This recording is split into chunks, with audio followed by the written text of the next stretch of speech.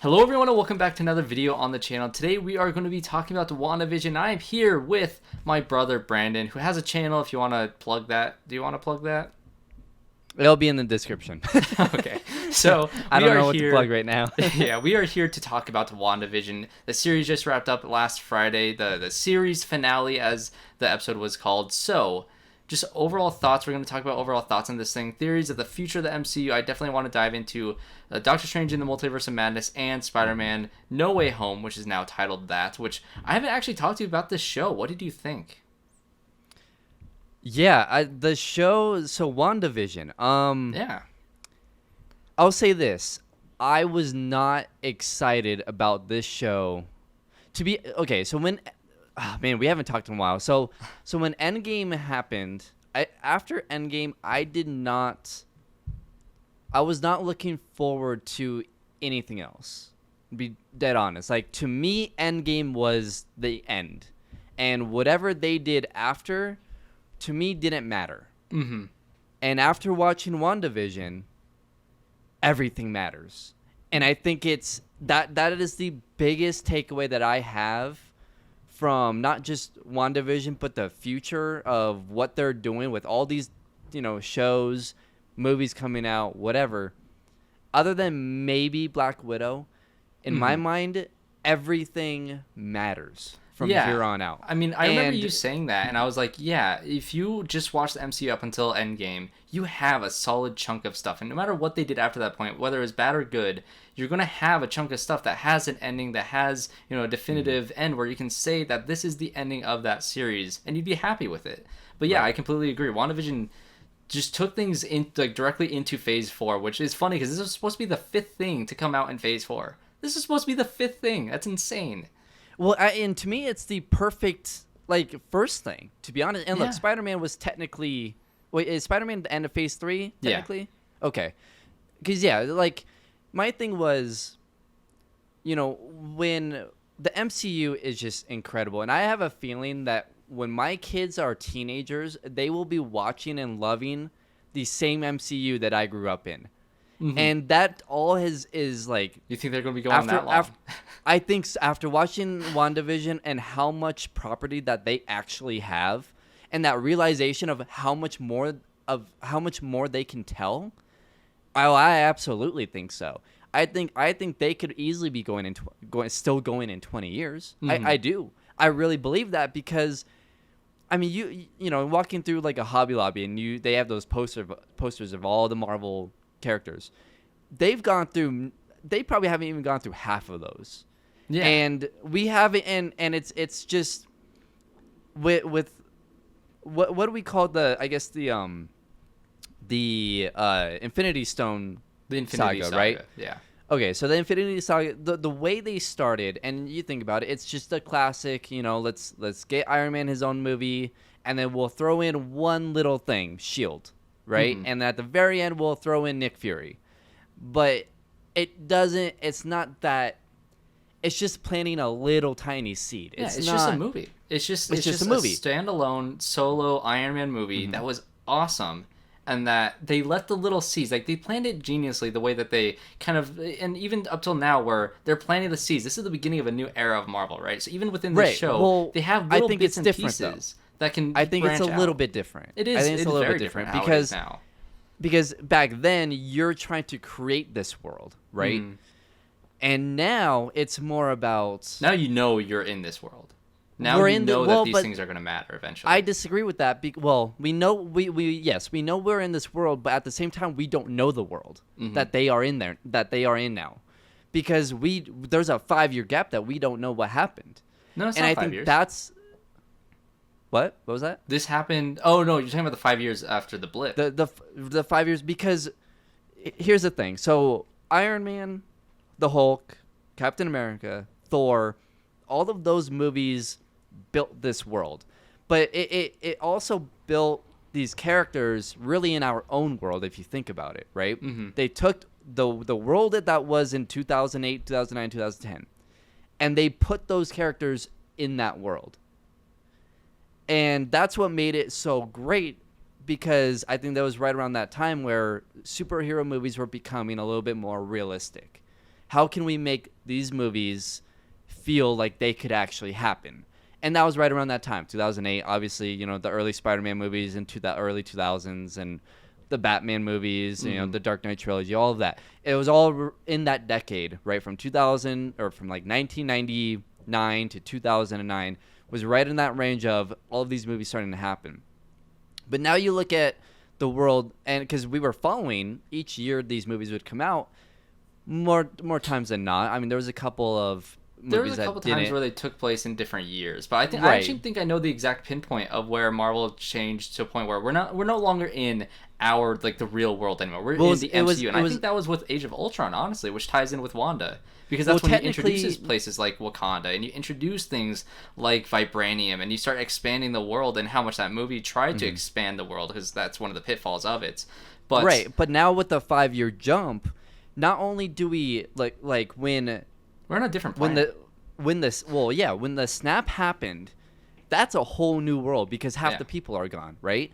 And they've built this new world during the 5 years, trying to figure things out. And all these people, hospitals, just random people, heroes, Tony Stark built his own life. And all of a sudden, everyone comes back. And now not only do we have to, like right now as a viewer, I'm trying to learn the world that they lived in the 5-year gap, but also introducing all the people that were gone and reintroducing them all at the same time. I think so there's a lot cool going point. on, and it's a crazy, crazy world I think that we know nothing about. Yeah, I think we're at a cool point where the characters that did disappear in the snap, the ones that we are, attached to, like Wanda, like I think both Bucky and Falcon both snapped, right? They both snapped away. So when we get that show, we're really going to dive into this world, and we're seeing the new world that they are living in through their eyes. And I think that's what this show did really great at building this new world of showing people come back from the snap with Monica Rambeau. She was honestly one of my favorite parts of the entire show, and with the whole Hayward thing, how he mentioned that Sword had all these, galactic ideas and, goals that they had, and they had to be grounded because of everything going away. They had no more resources to go out into space. They had no more resources or the people to do these things. So they focused on the ground of, they spent those 5 years trying to bring back the Vision. That's what they moved more into the sentience aspect of the SWORD acronym versus the galactic part of their research, which is more so based in the comics of them being a more galactic organization rather than S.H.I.E.L.D., which is more on Earth. Yeah, and I think the biggest thing, so going back to WandaVision and the show for me, it's look, I'm going to be honest, I did not like the first 3 episodes. The first 3 episodes to me was exactly what I was expecting from these sideshows. Because to me, they were just sideshows. Like, I know some people are like, oh, these shows, they are going to matter in some way. I did not think it would matter as much as it turned into. It was starting to feel like the anthology type thing that Mandalorian does, that some people have mixed feelings on. The first 3 episodes really do. I love them because they are straight up sitcoms, and the fact that the third one was I'm not a big sitcom person. Much. And you could get sick of it very easily. But when I actually got a chance to watch the first 5 episodes, and I'm going to be watching the last 4 episodes in theaters, and watching those sitcom episodes on the big screen after knowing certain things that I know now, because I'm not sure if you had a chance to rewatch them. They're just so fun. I haven't. They're so fun and entertaining. Knowing Wanda's backstory, especially that 8th episode of knowing that stuff and going back and seeing this life that she created for her and Vision is really, really interesting, because it really does. You don't realize how much those first 3 episodes build the relationship and the back and forth between Wanda and Vision, because it really does. Yeah, and I think right now they're in this time period where we grew.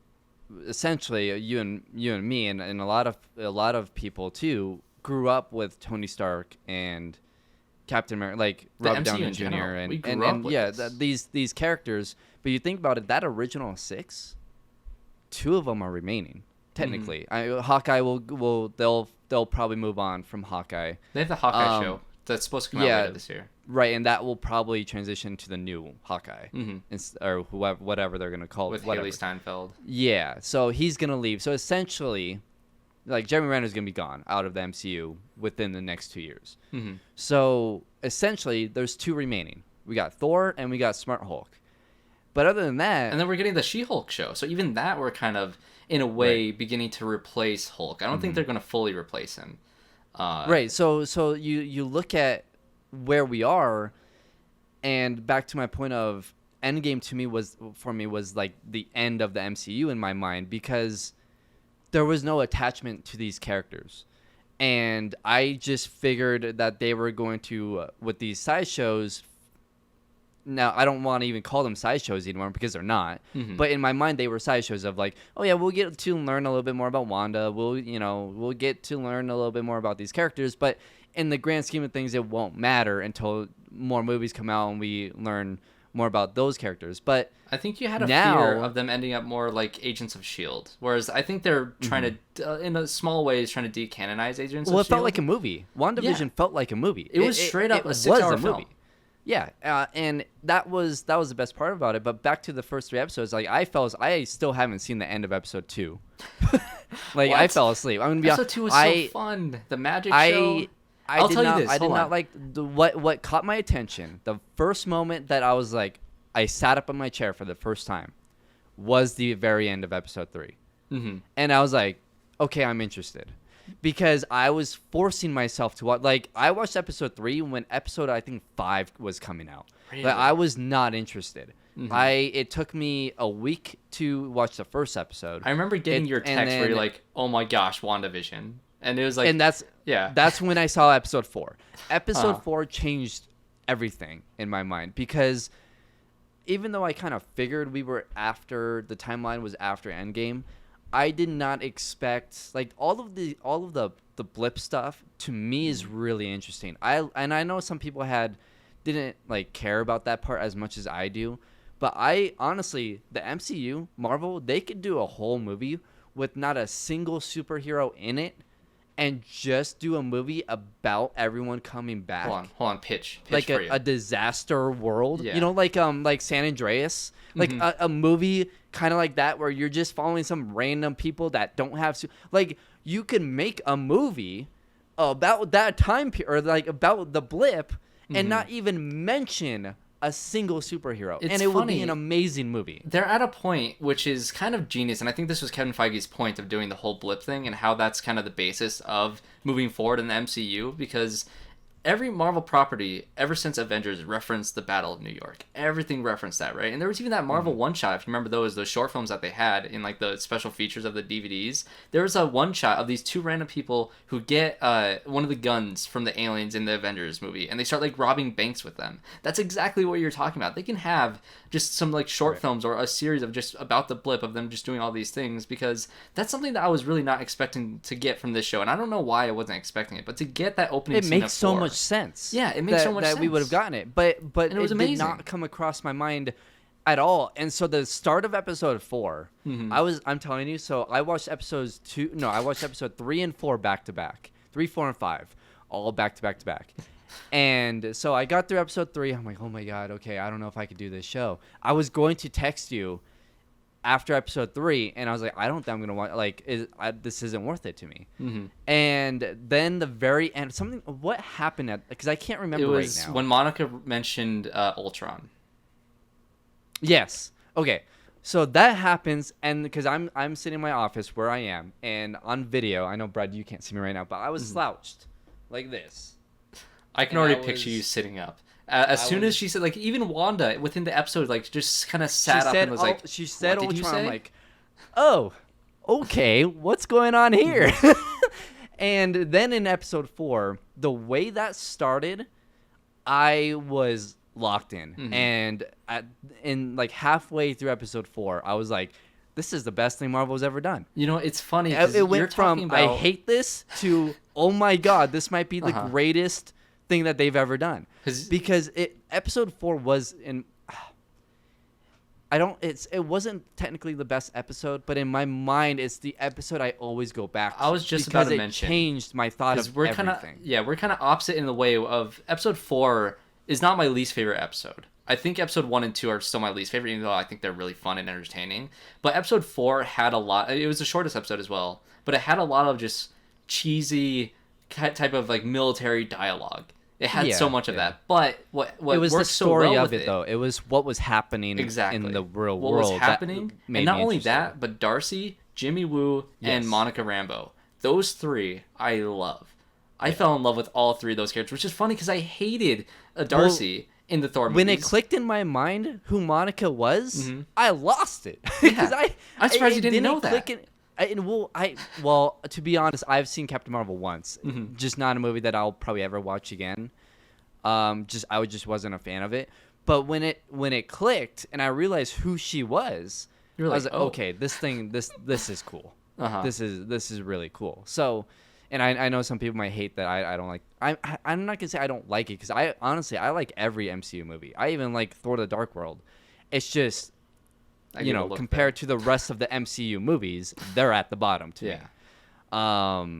But yeah, episode 4 changed everything. It really did. And my concern was, okay, episode 4 was really cool, but please don't go back into the sitcom crap. and so episode 5, I loved it because it was back and forth, and you got to see different sides of things. I loved it. The reason why I absolutely love the sitcom thing is, I mean, part of it is I'm a film student and I had a TV class and we watched a bunch of old sitcoms and the whole Brady Bunch thing. You know, we both of us grew up watching Brady Bunch because of our parents.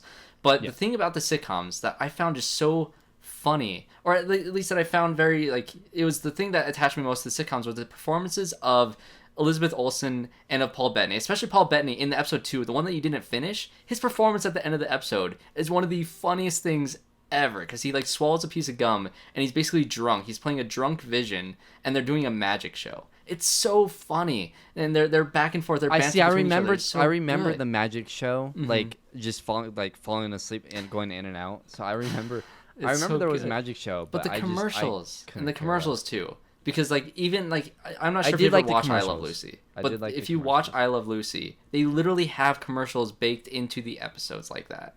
And it's spot on. They are so spot on. And I love how the MCU is at a point where they can do whatever they want.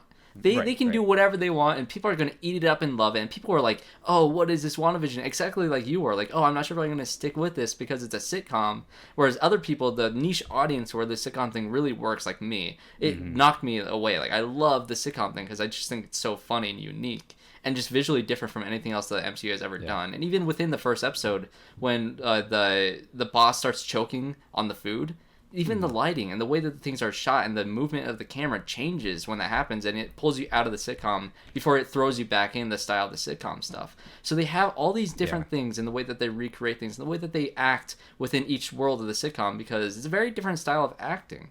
And I just want to commend the first 3 episodes. The thing that I took away most of, besides, those little creepy things that happen throughout that intrigue you with the mystery that they create, was those performances from those 2 actors. And they are brilliant. And same thing with, of course, Catherine Hahn. Like, we'll get into her, but my gosh. Yeah, I think just it didn't feel like a TV show. It did feel like every time an episode came on, it didn't feel like just a normal TV show. Like, it was a movie split into 30-40 minute episodes. That's what it felt like. Even with the episodes I didn't like, that's what it felt like. My favorite part, though, about doing what they were doing with the sitcoms was the aspect ratios.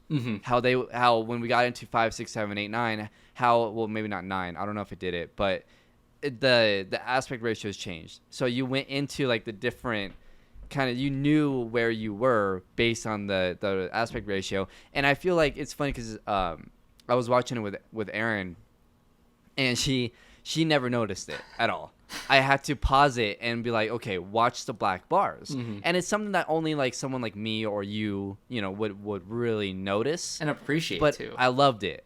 Yeah, exactly. And I'll tell you, watching the first 5 on the big screen, one of my favorite moments, going back to episode 4, was the ending of 4, when you get to see what that conversation after Monica mentions Ultron, and you get to see, and the aspect ratio changes. I'm telling you, when I was watching that in the theater, so good. Yes, yeah, I bet you really noticed. Like, Yes. I probably missed it a couple times, because the first time I noticed was, what the hell what? It's once you get into 4 I and was 5 where confused. they start going between the 2. That's when you notice it. Yeah. But yeah, it's just, I think the way they did this show, it made me care about what they're doing post Endgame more than ever, and it made me care about Wanda as a character because, you know, we've had our main six, and then we've had a couple of other superheroes kind of elevate a little bit, but not really be a part of the original Avengers, like the group that like the go-to group, right? Like Iron Man, Captain America, whatever. You think of the first six, and you don't realize that Wanda, Vision, and War Machine are 7, 8, and 9 because they were introduced in Ultron. And I think it's really cool to see. It's kind of, I was thinking about it. I was like, it's funny how much like film in general reminds me of sports in a lot of ways. And for the MCU, it's like we've had the starting lineup, the six starters that are just, they're really good. References. You're never going to replace them, whatever. They're the go-to guys, whatever. And all of a sudden, you know, you let one go, like they retire, they get old, whatever. And now it's like, okay, how are we going to replace these guys? And instead of going out and trying to grab someone who's already in the prime somewhere else and trying to force it down our throats, it's like, no, we're going to take all of our role players, all of our role characters, and we're just going to elevate them. And we're going to make you care about them. And we're going to do things that make you care about them. To be honest, before this, I liked Wanda. Did I care about Wanda? Absolutely not. I honestly think she could have died in Endgame, and I wouldn't have cared. I've heard some people rewatching Ultron and rewatching Infinity War and Civil War. I want to rewatch Ultron. Yeah, I want to rewatch saying that this show greatly improves them, and I think especially for Infinity War, because that opens up kind of with Wanda and Vision already being together, and them like saying, well, okay, we're gonna move back because they've been in hiding in like a country in Europe, and they're like, we're gonna move back home, and they were talking about that, and they were gonna go to Westview. That was their plan. Do you ever? Because I was thinking this too, and I don't know if. Do you think it would have been smarter to have WandaVision come out before Infinity War? No. I mean, you couldn't do it technically because of all the blip and stuff. You would have had to change the story. But do you wish we would have gotten Wanda's backstory with Vision before Infinity War? Like at least that part. Here's what I'll say about that is I think the Marvel we would have cared a lot more in Infinity War. They're in a unique position where anything that they do subsequent to what they already have has the ability to improve what has come before, which I think is something that Star Wars failed in doing with 7, 8, and 9. I think they had an opportunity with 9 to improve on the other two by bringing it all together and bringing it all home. So what Marvel is able to do, especially with the Black Widow movie, because we're still not sure exactly what that's going to be of setting up new Black Widows in the world, going to the future, but going to the past, finally getting this character story can really improve her in terms of what they have had her in so far. Especially with Endgame, with her sacrifice. Like that movie has the ability to improve a movie that I think is already incredible in being Avengers Endgame. Like that movie is near perfect for me, at least in terms of MCU movies. And having that Black Widow movie has a chance to do that. Having WandaVision had the chance to improve on Wanda's story, especially with episode 8 of going back, and especially the relationship. Again, I'm going back to that because that's really the heart of this show, and I know a lot of people spun out of control with the theories, which let's just jump into 5, because I think 5 is an interesting one that kind of jumps off on everybody's reactions to the show, which I found fascinating in hindsight, because when we get the Evan Peters reveal, everybody lost their mind. Everybody just, they went nuts. I don't know your reaction, but I know I went crazy. I was talking for my videos because I did midnight reviews the for all of them. The reaction that I had was, well, there we go. We got X-Men. Yeah. You know, and it was like, for me, I go back and forth with how early I want them to introduce the X-Men. And I think I do later on, if we can remember, I think I have a way that I would prefer, and I just when I got excited, but then I was like, I don't know if I want the Fox X-Men to be in the MCU. I'll give you my reasoning. We're getting Deadpool, and we're getting Ryan Reynolds, but I think that's as far as I want, as far as those actors and that group and that story. Because I would prefer them to. Oh, I guess we can. I'll say it now. I would prefer the blip, or whatever the snap, whatever they're doing in their current world, to cause mutants instead of, oh, they've been here the whole time where they're high, or oh, this is just a different multiverse. I think there's one problem with that, which I think is very important, and that's the history of the X-Men with Xavier Create and with your own, Eric. yeah, and that's the thing. Create your own new history. We've seen Yeah. the X-Men movies. We know what happened.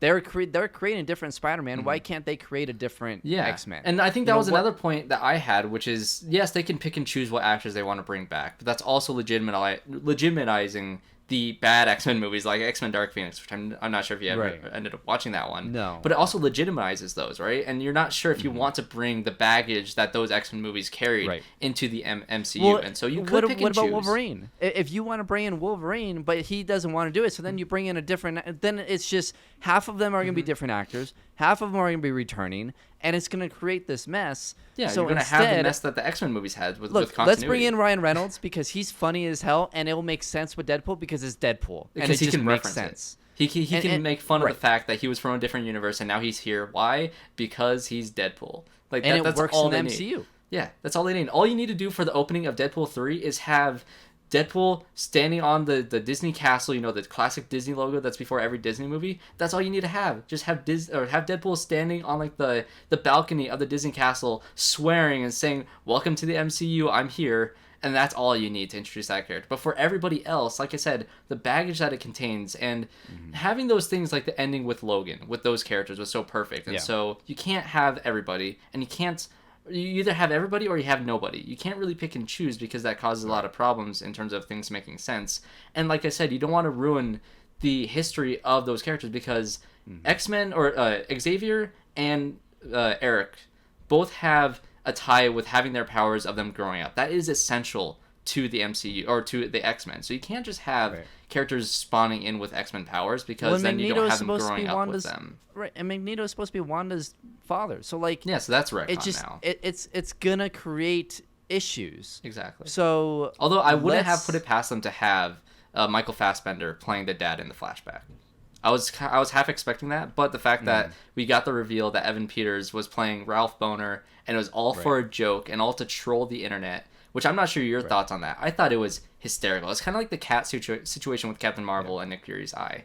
Like they just built it up like, oh, this is going to be such a big thing, but it was a joke. Well, the MCU is so great about attacking rumors and making light of rumors like, oh, you think we're gonna do this? You think we're just gonna take the Fox X-Men and just integrate them into what we have? Instead, we'll make you think we're doing that. We'll make a joke out of it. We'll rub it in your faces, and we're gonna do something better. And they're going to do their own thing. Because anything that the MCU does with Kevin Feige, whatever he thinks of, it's better than all of you guys' fan theories. I'll guarantee that. You know what? I just thought of this, and I'm sure a bunch of people are saying, Monica's the first mutant. I don't think so because mutants is a gene that that you have growing up. But they're gonna do it differently. And so what I'm saying is the X-Men and the mutants in the MCU may not be even called mutants. They might not even want. Did you hear the X-Men rumor with the MCU? Mm-mm. So the rumor is that the X-Men movie that's going to introduce them is going to be called The Mutants. It's under development now. Okay. That's the rumored title, or at least working title. Well, for it. then I guess Because I think they're going to build up like they did build up for the word- Avengers. I think they're going to build up to the X-Men, and I think we'll eventually get the X-Men versus the Avengers. Eventually, like way into the future. But I think already... that word is gonna mean something different than the Fox X-Men. So like being a mutant in the MCU isn't just like it's this gene that your powers started to pop up when you were a kid and blah blah blah. Instead, I think it's more of the effects of what happened with Endgame and a little bit more after that is causing maybe these genes to activate, right? I do think and so. They're not. It's just not naturally gonna. They're not naturally gonna become mutants. Something has to happen to them for that gene to activate, and then maybe it starts happening a little bit more because these crazy things are happening. I mean, Wanda's creating this whole world, and there may be a couple people in that town that end up becoming mutants. I'll say this: end up becoming part of the X-Men. You never know. I think there was a mutant inside of WandaVision, but I don't think it's Monica Rambeau. I think she got her powers through the Hex, and I think that's that. But that's what kind of no. created that gene to. I don't think so. I think she just got the escalate. powers through that. What I think the mutant is, I think Wanda is a mutant because she had the powers beforehand.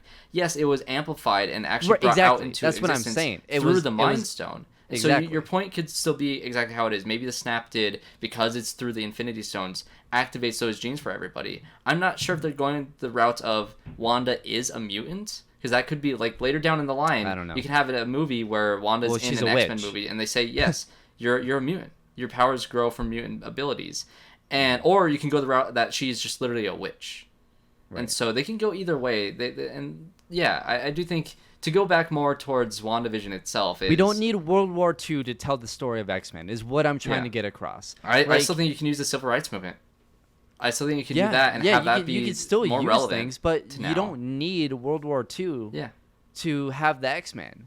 You don't need that. But no, what I'm talking you about can, history you can with the have X-Men? your own wars, right? Yeah. Like we literally had Civil War. Like there could be another war that they and maybe we'll get to this later. This could be another episode, but that war could be the Secret Wars, or is Secret Wars? Yeah, Secret Wars. Is that yeah. right? Secret Wars. That could be Mm-hmm. one of the events that triggers Yeah. something like that. And so now instead of World War II and this big thing going on with World War II and the mutants, all that, maybe instead in Secret Wars you implement mutants in that war instead. Yeah. So you don't need to have the World War II to tell that story. Now, obviously, Secret Wars is very different, and you're gonna have to do it in very different ways. But That's what they've always done. Before we get Avengers vs. X-Men or whatever, vice versa, we are going to get Secret Wars first. Yeah. Because that's they've already been planting announced. the That's a seeds. show coming out. Well, yes, but they've been planting the seeds. We're gonna get an Avengers movie that ends up being a bigger deal with the Skrulls and what that creates. So and I'll say I the think part that's of what the we get history that I'm before talking about X-Men. with the X-Men or with mutants, the part of history that I'm talking about is not necessarily the part of history, like what happens, but it's the fact that X-Men or that Charles Xavier needs to have grown up with this ability. He can't just get it when he's older in life. He needs to grow up with it. And so Well, you then can't maybe just something introduce this happens to character. him as a kid. Yeah, so I think the easiest route for them to do without erasing that history is either bring in actual multiverse elements and having mutants being on a different planet. Whether that's not our cast, so they're definitely rebooting and they're going to recast everything. But to bring mutants in and have a world where they have already existed and bring that into the MCU, or you go the route where they have already existed in our world for this amount of time. And yes, that's not ideal because where have they been the whole time? But then again, they did that with Doctor Strange. But I mean, this is on a much grander scale. So Right. I don't know. I think it's a tricky situation with the mutants. But I think another thing is this show didn't need to be a thing that sparked all this thing. Yes, it did set up a lot, and it has a lot of implications for the mutants and for all these different things. That wasn't the expectations. Those were the expectations, but that's not what the show was for. The show was to introduce Wanda and to introduce the Scarlet Witch, and I think that's what the show did extremely well. I think the character stuff with Wanda, whether she's a mutant or not, has a lot of cool stuff. And to get into more so the back half of the season of things really getting to head of Wanda possibly being the villain of the story, which I still think she is the villain of the show. I'm not sure how you feel about it, but she held all these people hostage for Well, I think she's going to be weeks. the villain of Doctor Strange. For sure, but she really was the villain of this show, and she caused all this pain. Agatha Harkness didn't do any of that.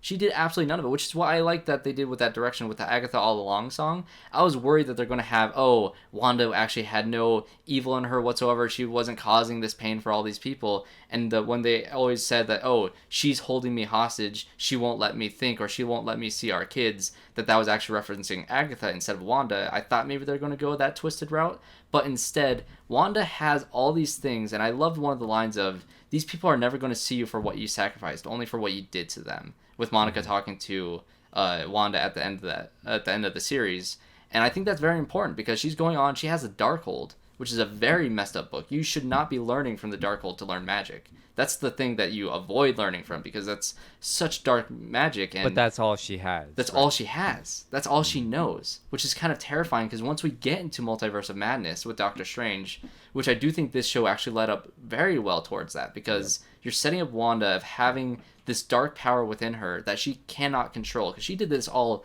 on a whim. She did this on accident. And so what is she going to do when she's reading the Darkhold and she's doing things on purpose now?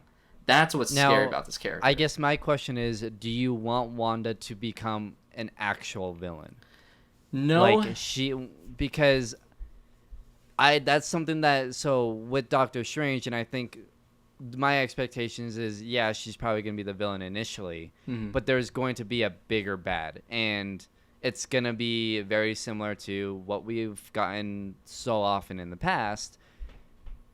And it makes sense, and I don't want Wanda to be an actual villain either, but like I think she's going to open like, some right doors and she's going to open some wrong doors.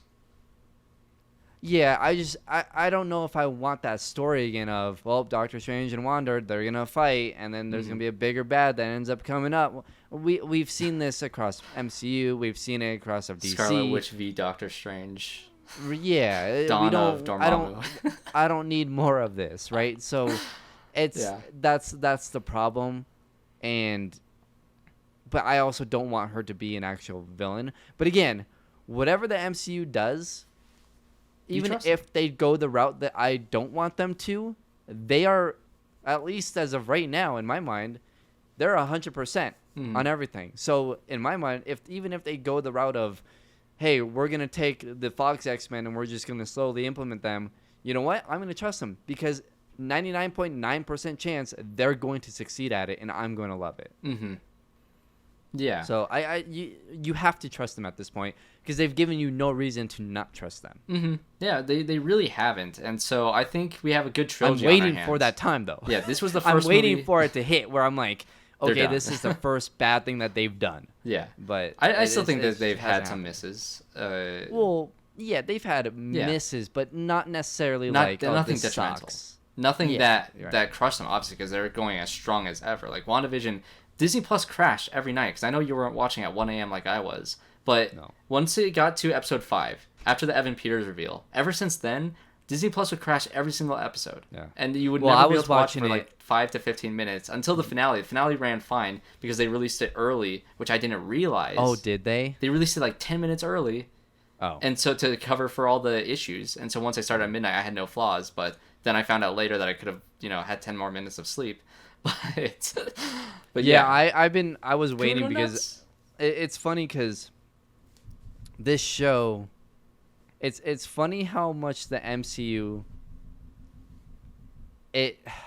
how good their movies and their shows are separately. You don't need to watch half or all of the movies to understand what's happening in WandaVision. Which I think was shocking to me. I honestly did not expect that from the show. Yeah, so my fiance, Erin, she's not a big fan of the MCU. Well, look, she's not a big movie watcher, right? As far as that stuff, the MCU, she's not a nerd like me.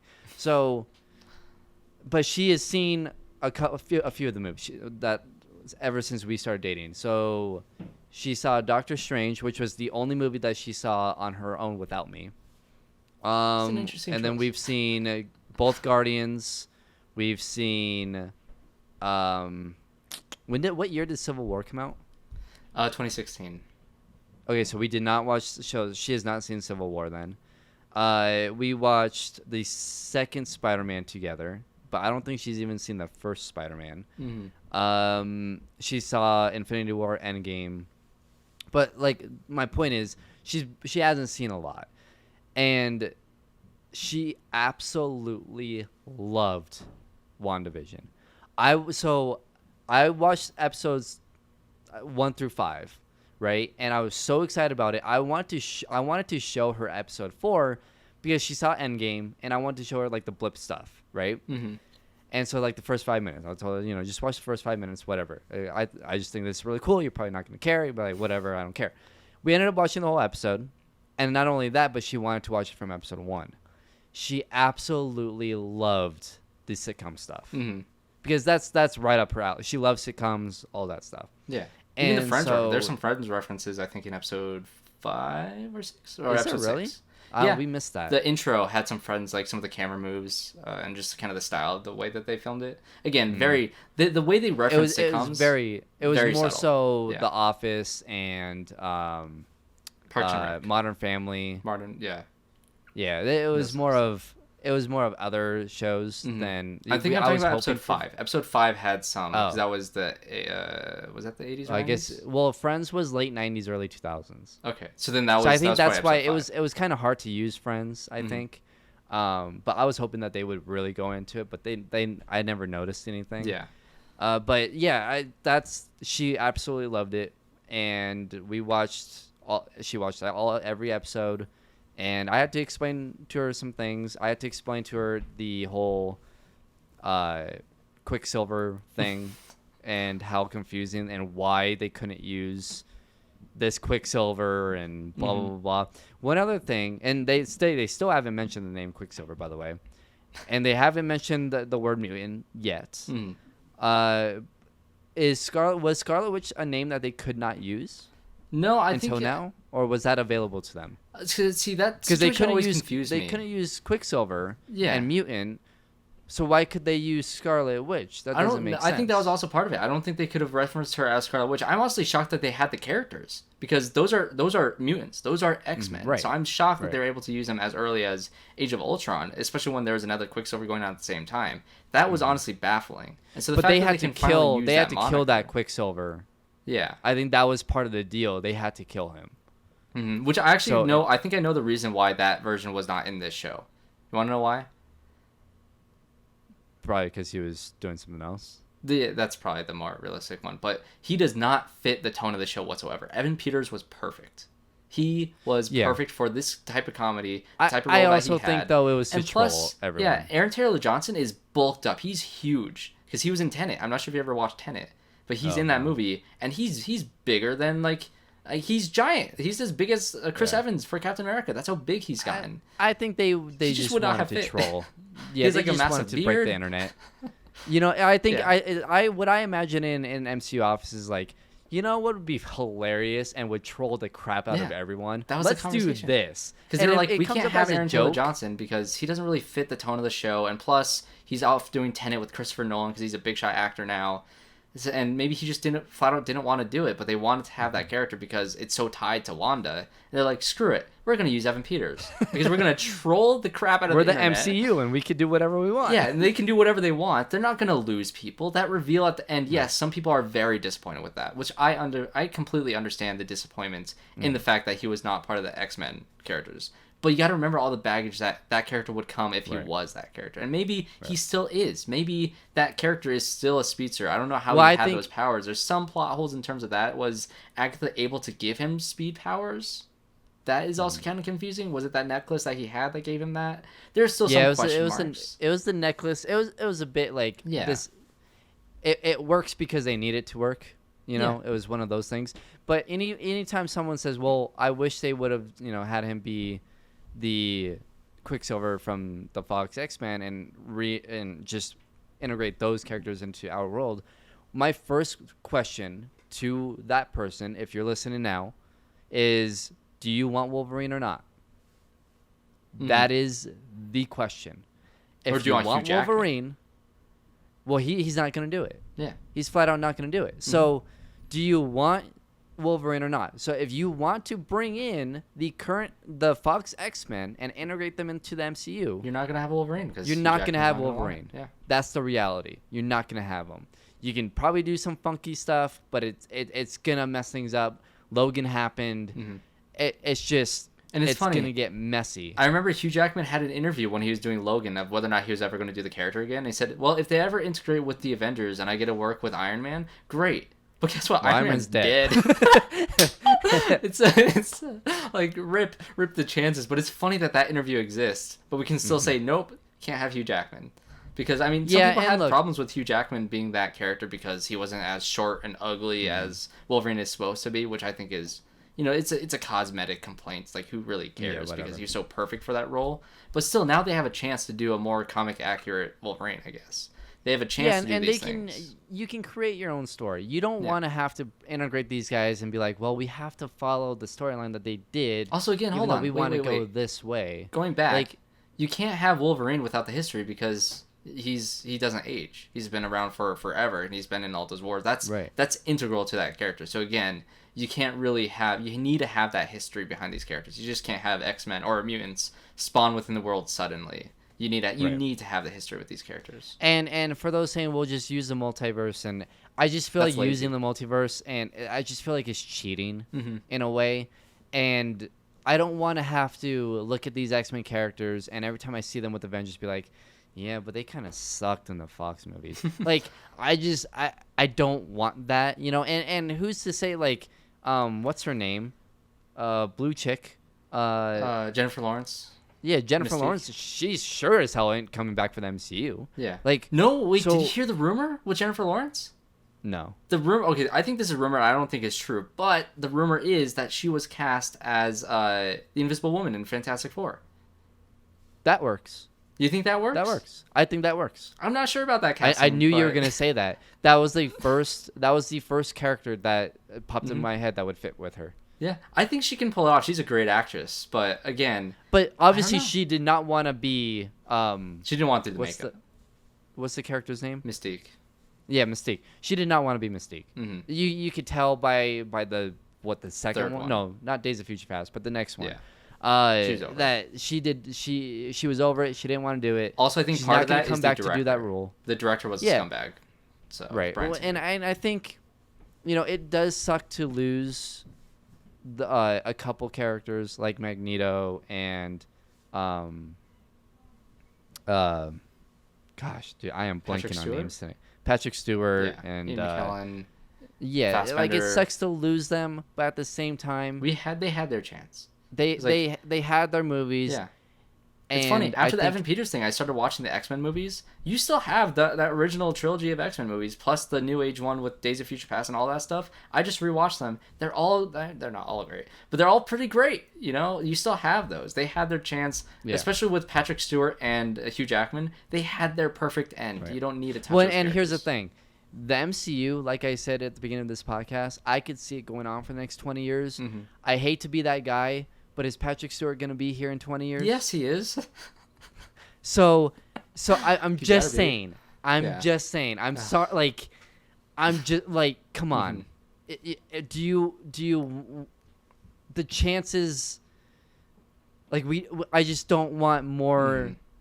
Like with the Chadwick Boseman, like I just. Yeah. It sucks to not have him anymore, and I don't want any more of those scenarios where it's Yeah. like, well, we Carrie had this Fisher. great actor in this amazing role and they were so good in it, but now we have to lose them. Mhm. And that hurts a lot. Because then you're dealt with the choice of do we What do we do? like leave the character Yeah. behind, or do we leave Right. the actor behind? Because you know they had all of Yeah. these plans for Chadwick. They had all these plans for Black Panther.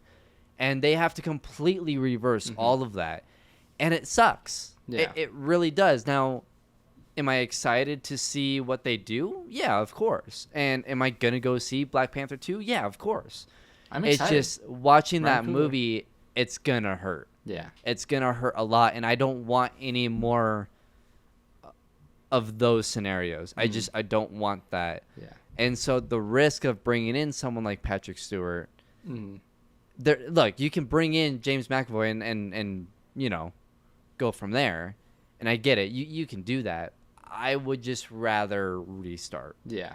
And again, I think you have a great opportunity to mix up the X-Men stories and still have the core of that by having the inciting thing for those two characters, for Xavier and for Magneto, have that be the civil rights movie and cast people of color in I those would roles. rather Have I fun would with it. rather get to know their own story than story already that we know already their know. story and just have them.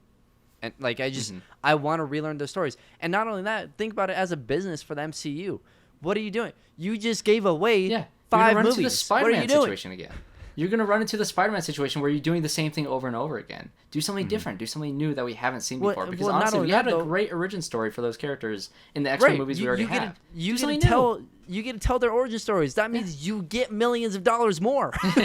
Yeah. I do want to you move know, actually into... Fox got that yeah. money. You want your own money. Let's make more movies. I do want to move into, though, the multiverse aspect of it, because that's what I think everybody was thinking was going to happen with the show, especially with the whole Evan Peters thing. But we did not get that in this show. But we have Doctor Strange in the Multiverse of Madness for, I think, the first half of 2022, we're getting that movie. Yeah. And then we're getting Spider-Man Far From Home, or not Far From Home. I panicked when you No said Way 2022. Home first. I forgot that we're in 2021. Yeah. It's I funny was like, because 2 years. they changed. Okay, hold on. The original order is baffling to me because we're supposed to get WandaVision, and then a couple months later we're supposed to get Doctor Strange, and then a few months later we're supposed to get No Way Home. So now they're in a different order. Now we have WandaVision first, then No Way Home, and then Doctor Strange. What are they going to... Because I know Doctor Strange is supposed to be in No Way Home. That was announced a long time ago. And then you get the whole thing we were talking about earlier, taking characters from bad movies and bringing them into the new movies.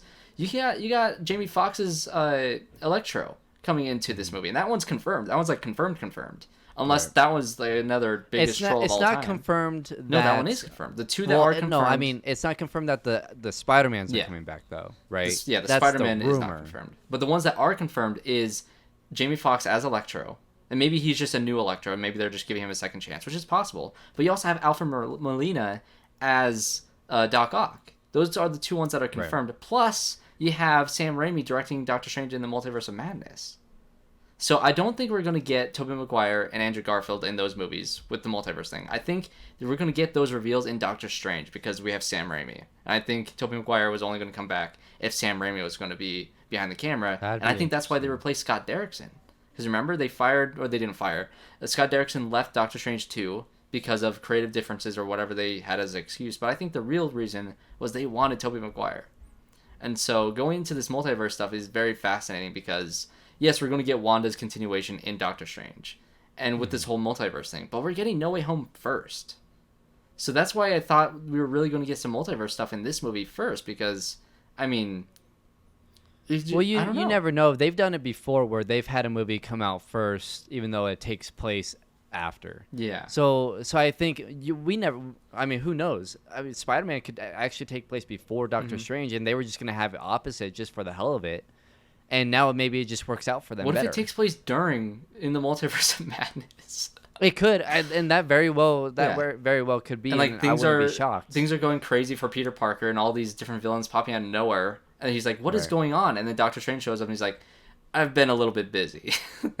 Yeah, and then for Doctor Strange, we get the other side of that, and we see what happened during and before. I wouldn't honestly be surprised though if after Doctor Strange and the Multiverse of Madness we're done with multiverse stuff.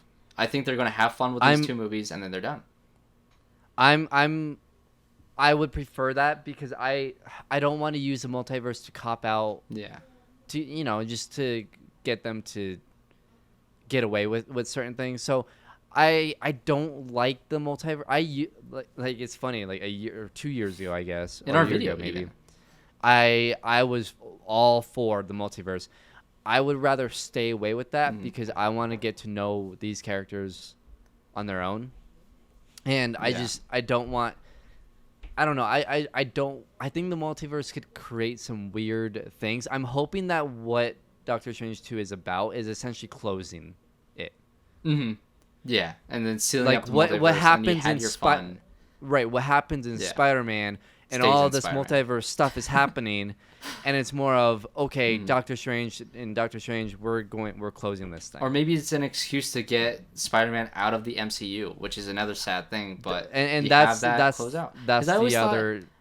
other Yeah, thing. I always thought that'd be an interesting story of having Peter Parker choose between the people he loves most, being Aunt May and MJ and Ned, versus the Avengers. Having that choice of, do I go on my own and save this people and save that group and I'll be on my own now and I'll be my own leader now in my own universe, versus staying in this universe because he already lost Tony Stark. He doesn't have any direct connections. And that's another storyline in the comics with Spider-Man, is Peter Parker never really joined the Avengers for a long time. He always kind of avoided it. He always wanted to be the friendly neighborhood Spider-Man. So for him to be the hero of his own universe could be the route that they're going, and that might be the whole reason why they're doing the multiverse thing, is to get Spider-Man out of there.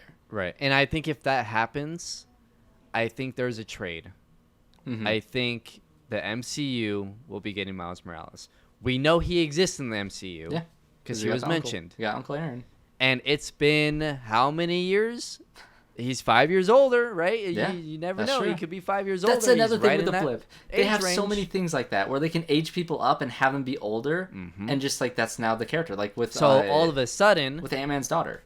All of a sudden, Sony they want Peter Parker back. Fine, we want Miles Morales. Exactly, yeah. Or we get Silk. Or no, I think they planned a Silk movie Silk. standalone for Sony. So I don't think we're getting Silk. But Yeah. who knows? They can do they can do whatever they want because they're Marvel, they're MCU, they're run by Kevin Feige. They can do whatever they want. I would just prefer that you buy Sony and then you just have Spider-Man. But, you know, whatever. No, do whatever you want. Happen. I'd be sad if Sony was also bought out because then less movies. Well, that's the whole world. Yeah. Yeah. So, any final thoughts on WandaVision itself? Because I know we went on more so talking about the future of the MCU. Mm-hmm. But in terms of WandaVision, your overall closing thoughts. I mean, that's why we went so far into the future of the MCU because they did so much more than I expect, that I think most people expect as far as setting up what's going to happen. Mm-hmm. They opened so many doors. Yeah. And it was out of... You know, we could do rankings later. I think that'd be a fun thing to do. I don't know where I'd rank this. I think WandaVision, if you put it with the rest of the MCU, for me, it's easily in the top 10. Oh. I think episodes 4, 5, 6, 7, 8, and 9, those episodes changed everything. And it's not just how good they were and how much I disliked the first 3 episodes, but it was the way it fits in the MCU, and it made me care so much more about the future of the MCU than I have had since Endgame, right? And also, it changed my whole point of view with the MCU. It changed everything for me. Because we've been waiting for this phase to start for so long. Again, you mentioned it earlier, Black Widow. You're not sure if that's going to matter anymore. I was like, I'll go see the movies, but they're gonna have to do a lot for me to care. And it's not about topping what you did with Endgame, because you're never gonna do that.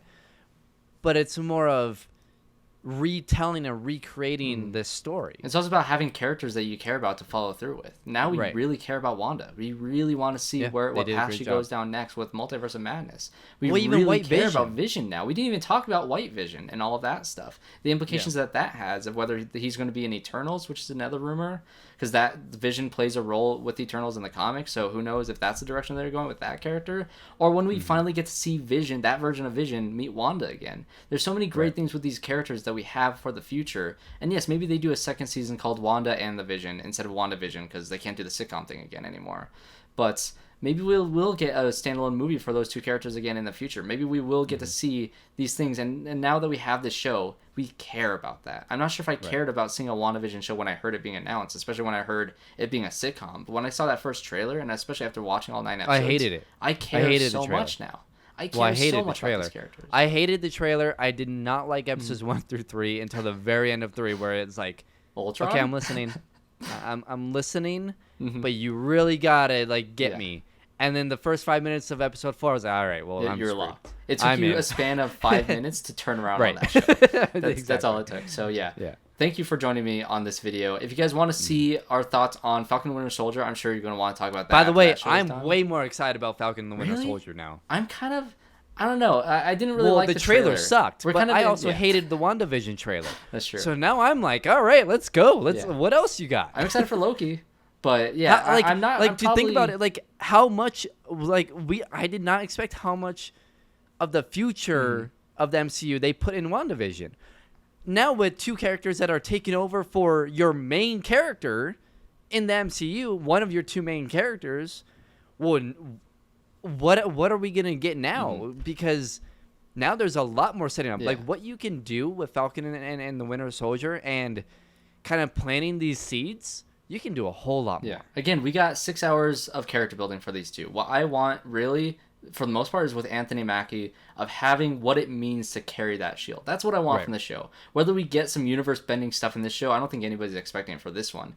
But to have a new Captain America, to have a new person wielding that shield with all of what that means for the character. Make me care. Exactly. Make us care about this character. Because I think up until this point, he's always been a fun, sidekick type of person. I'm glad that he's finally getting his time to shine and be the lead of a series. And to have Winter Soldier by his side, I think that's an interesting duo. I'm excited for that. I might do my 1 a.m. reviews for that. I probably will, because I'll get suckered into doing it, even though it's been exhausting reviewing WandaVision. I have my playlist if you want to hear my thoughts per episode and what I was thinking of all my theories on that. in the description or in the iCards down on the side. So definitely subscribe to the channel if you guys enjoyed this. Go check out Brandon's channel. He does a lot of cool stuff as well, more so gaming stuff. But I do enjoy talking about movies with him, and maybe we will eventually do another ranking of the MCU. But we've only had this since then. So yeah. Well, yeah. Maybe in another couple years we'll do that. I think this fits in the top 10 for me. I gotta look at my list, but okay. I think it fits in the top 10. I was thinking maybe just outside of my top 10. But yeah, it's right around there. I would say it's anywhere between 8 and 15. 12. Or 8 and 15. Okay, mine is more so from like 10 to maybe 10 to 15. It's somewhere in that range. But yeah, guys, first MCU show down and over with. Subscribe to the channel, guys. Let me know what you guys are excited about in the future of the MCU. All your thoughts on what we talked about today. We talked about a bunch of stuff. Doctor Strange, Spider-Man, WandaVision, Mutants, X-Men, all these different things. Thanks, guys, for watching this video, and I hope to see you all in my next one.